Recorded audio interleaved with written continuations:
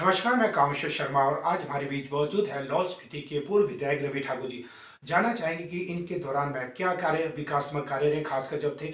आज की डेट में जो देखा जाएगा कि जो विकासात्मक कार्य है वो नामात्र ही हो रहे हैं। जी सर, आपका स्वागत है सर। जानना चाहेंगे कि पूर्व मुख्यमंत्री वीरभद्र सिंह के कार्यकाल के दौरान आप विधायक थे, उस दौरान क्या चौमुखी विकास हुआ लाहौल स्पीति में सर? पिछली सरकार में जितने भी हमारे कार्य हुए हैं, आप देखेंगे हर वर्ग के लिए, चाहे बुजुर्ग हो, चाहे महिला है, चाहे बच्चे हैं, चाहे हमारे नौकरी की बात है, हर हर कार्य किसी भी तरह का, किसी भी पंचायत हो या कोई ब्लॉक है हमारा, या हमारा किसी भी विभाग में बजट देना हो, तो कहीं भी कोई भी कार्य नहीं रुका।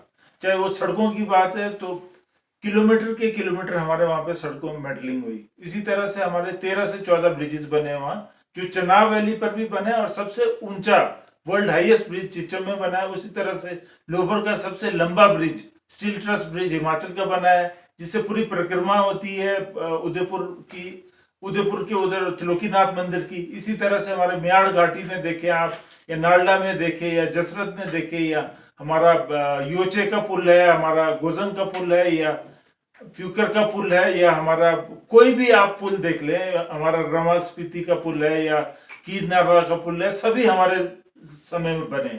इसके अलावा हमारे वहां पर 1500 मजदूरों को पक्का किया गया, क्योंकि बॉर्डर एरिया कहते हुए हमारी सरकार ने ये किया कि वहां के जो लोग हैं जो कि सीमा पर बसे हुए हैं, तो उनको इस तरह से रियायत दी जाए, और अनपढ़ लोगों को भी हमने पक्के मजदूरी करके उनको पक्की नौकरी दी है। इसी तरह से हमारे वहां पे विकासात्मक कार्यों में मुदभावा रोड हमने शुरू किया था बनना, पर वो भी ठप पड़ गया है काम। इसी तरह से हमने शुरू किया था लियो बाईपास, वो भी ठप पड़ गया। हमने कॉलेज सैंक्शन करा था जिसमें क्लासेस शुरू कर दी थी काजा में, वो भी इन्होंने ठप कर दिया काम। सोलर एनर्जी का हमने 2.5 मेगावाट का शुरू करा था काजा के पास रामरिक में, वो भी ठप पड़ चुकी है स्कीम। इसी तरह से हमने धार्मिक पर्यटक को बढ़ावा देने के लिए तांदी संगम घाट पे हमने कार्य शुरू किया था। वीरभद्र जी ने 50 लाख दिए थे और 22 करोड़ का बनना था, वो भी कार्य ठप पड़ा। इसी तरह से हमारा मार्केटिंग यार्ड बनना था, और हमारे स्थानीय मंत्री के पास एग्रीकल्चर का भी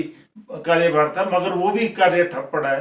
तो मैं ये समझता हूँ ये सारे आईसीएमआर का, नॉर्दर्न इंडिया का एक नीरथ का प्रोजेक्ट बनना था हमारा, उस जिसके लिए जमीन भी देख ली थी और पैसा भी 15 करोड़ सैंक्शन था, वो भी कार्य ठप पड़ा है। टेलीमेडिसिन जो हमने शुरू करा था उसका कार्य भी सही तरीके से नहीं चल रहा है। तो जितने भी विकासात्मक कार्य हमने शुरू करे थे, मैं समझता हूँ सबसे बड़ी जो भारतीय जनता पार्टी की केंद्र की सरकार है, इनकी गलतियों की वजह से भी जो जितने भी हमारे उन्नति के विकास के कार्य थे ठप हो गए हैं।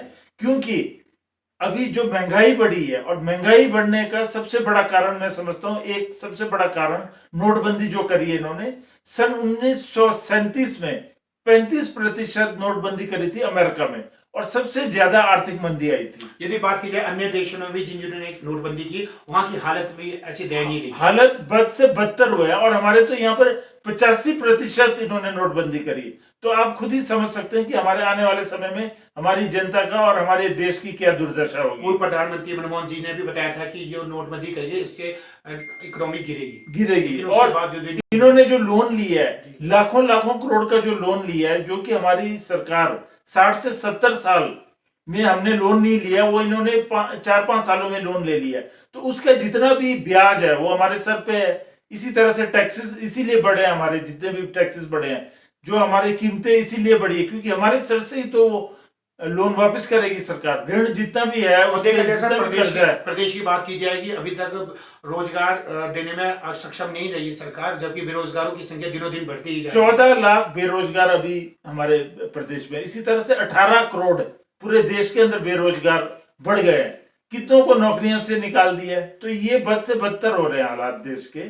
यानी कि कुल मिलाकर देखा जाएगा कि भाजपा की सरकार से सभी वर्ग निराश है। आने वाले विधानसभा चुनावों में कांग्रेस भारी मतों से सभी सीटों में जीती। निश्चित रूप से। जी सर, हमसे जुड़ने के लिए सर आपका तहे दिल से धन्यवाद सर। धन्यवाद।